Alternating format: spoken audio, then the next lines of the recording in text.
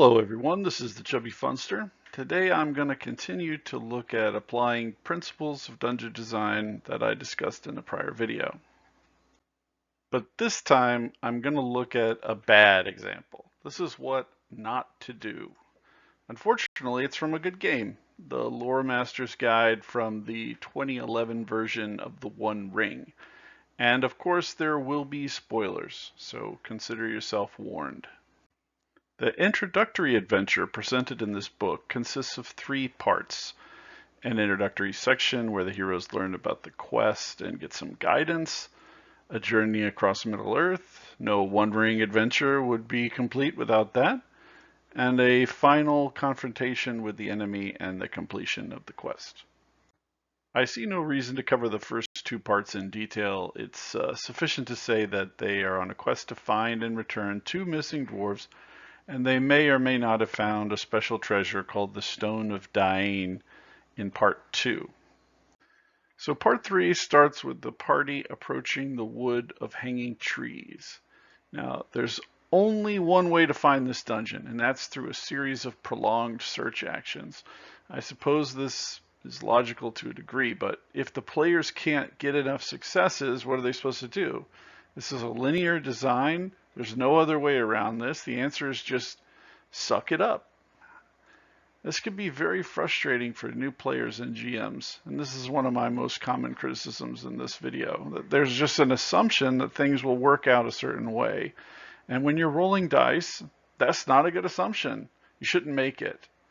Anyway, the Lore Master is supposed to give out 3 clues as the PCs climb up the ladder in any order every time they get 2 successes. So these aren't really clues, actually. They're locations for the PCs to find that contain clues. But these locations don't contain anything else that's useful. They're just purely narrative. You find the dwarves' wrecked boat, you search it, nothing. You find the ruins, you search it, nothing.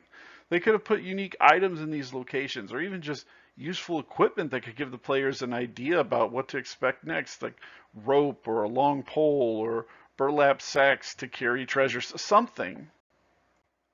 Then you realize that the math doesn't line up.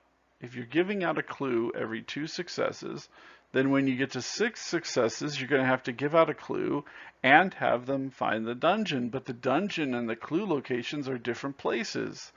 This is just bad design. I'm sorry. It's simple to fix, but it's a problem. And these are the kind of questions I see people posting on forums and social media. Simple stuff like this can confound people, especially people new to the game, and really, really hard if you're new to RPGs as a whole. Anyway, to make this climb up to 6 successes more exciting, they added 2 complications. The first is gallows weed. This is actually a decent idea for a trap-like plant that tries to choke you to death. They provide a lot of description here, how to make the interaction be surprising and cool, which is great. I think it's really good. But on the next page, they make it so your allies can just automatically save you from this trap. It only drains your endurance. This is the introductory adventure. It sets the tone for what it's going to be like in Middle-earth, what it's going to be like playing this game. And I think death needs to be a very real thing. And if you don't think that, then just go ask Boromir. They also created a cool nuisance monster, a kind of mobile trap, if you will, gore crows. They appear motionless most of the time, but they'll spring into action to grab something shiny. I like this. And they make a croaking sound when you get close to the dungeon, which would be cool if they didn't also add a magical sound element when you get close called the Marsh Bell. So you have 2 competing sounds that basically mean the same thing, but not only that, the Marsh Bell can cause people to be overwhelmed with shadow, which is a part of the One Ring's good and evil components, and submerge themselves under the water. But again, they are their own worst enemies with this. You don't die under the water. You just go into the dungeon. What?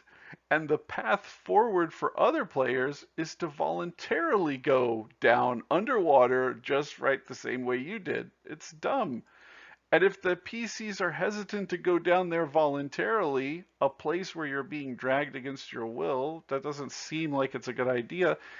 It provides guidance for the GM to kind of argue you into doing it. This is just bad design. I mean, massive railroading, obviously, but also confusing and way overly complicated. It would be much better to have the gore crows lead you in the wrong direction, and the marsh bell lures some PCs to their death in a foul pond outside the dungeon, and let the best player outcome be to actually find the entrance to the dungeon on your own. Don't try to force everything, every single outcome into the same pathway like a railroad. It's not good design. Now, the dungeon itself is really just a 5-room location. The flooded chamber is an entryway. The dazed PCs that are pulled in by the marsh bell are here and can be revived. Again, death is no consequence here. The main cellar is just a big open room, but they describe 2 locations of interest. First, there's a different, more colorful archway leading down into the wine cellar. And second, there's a chimney in the back, and the floor is covered in gore crow droppings. There's also a bell in the chimney with a rope hanging down. But this bell in the chimney is not the marsh bell, which is weird. So there's 2 bells here, and if you ring that bell, it's going to attract these marsh dwelling guys. Now, this is a good time to discuss that at the very end of the section, after all the room descriptions and everything, it says that there should be at least 6 marsh dwellers wandering around here. Well, first off, that's easy to miss if you're a new GM. But then it says if they ring the bell, it attracts another 12 marsh dwellers. These things are stronger than a goblin, slightly weaker than an orc. They could easily TPK the party. 18 of them potentially, huge room, tons of attracted enemies. The PCs could just get cut off from the exit and get killed or end back up in the wine cellar, just like the dwarves. So let's assume the players don't ring the bell. If the players search in the droppings at the bottom of the chimney, they find something that gore crows stole from them, like that stone of dying if you go in there. But that's probably okay. But when you combine that with the other tricks on this adventure, it's just one more instance of you can't fail with this stuff. Players seem to be able to fail forward every time it comes up. Now, the cells in this dungeon are just empty, nothing but sleeping quarters used by the Marsh Dwellers. They could have developed those into some kind of like ambushes with 1 or 2 Marsh Dwellers that you could probably kill, one or 2 of them at a time, no big deal. So the dwarves are in the wine cellar, behind a barred door.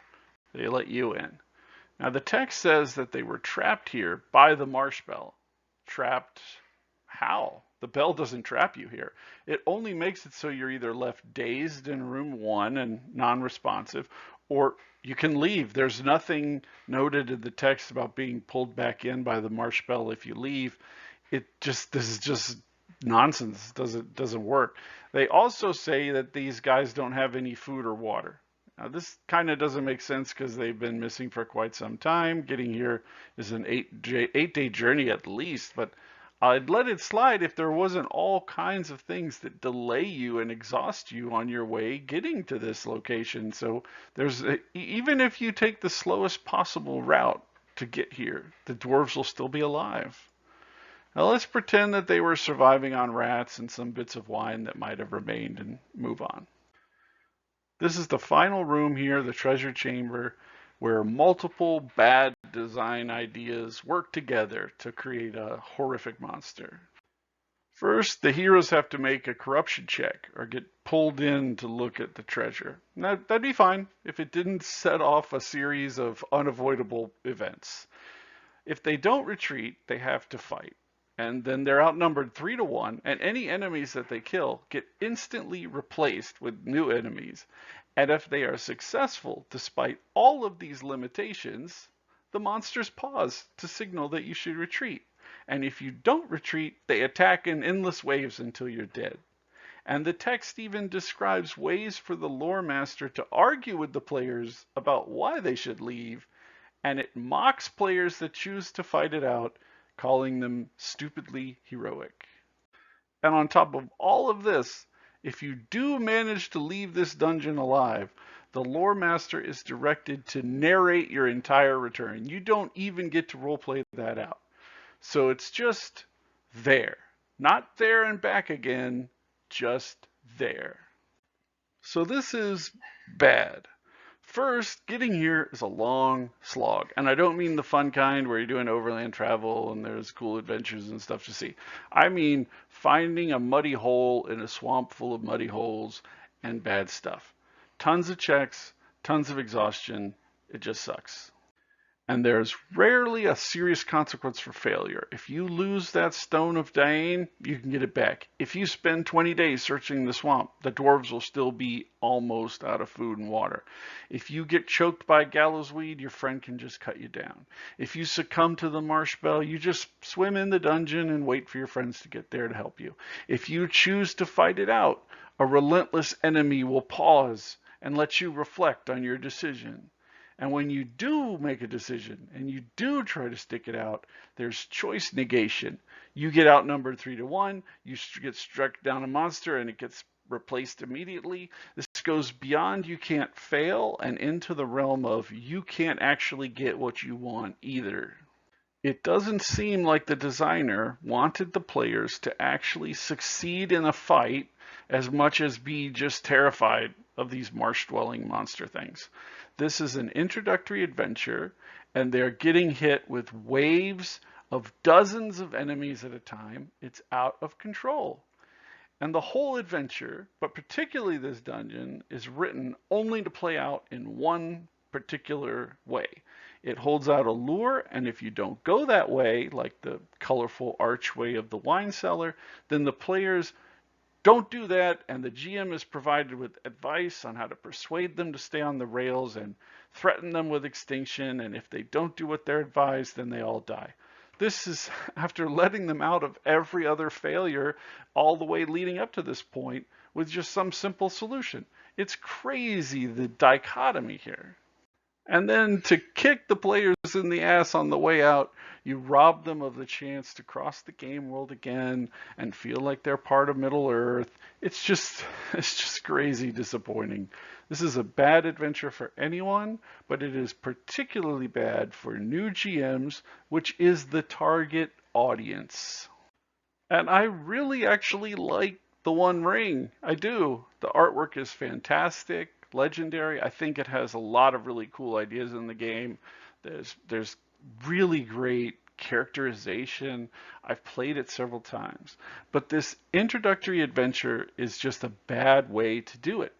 Bad design wrapped up in beautiful art and sold by a major company is still bad design.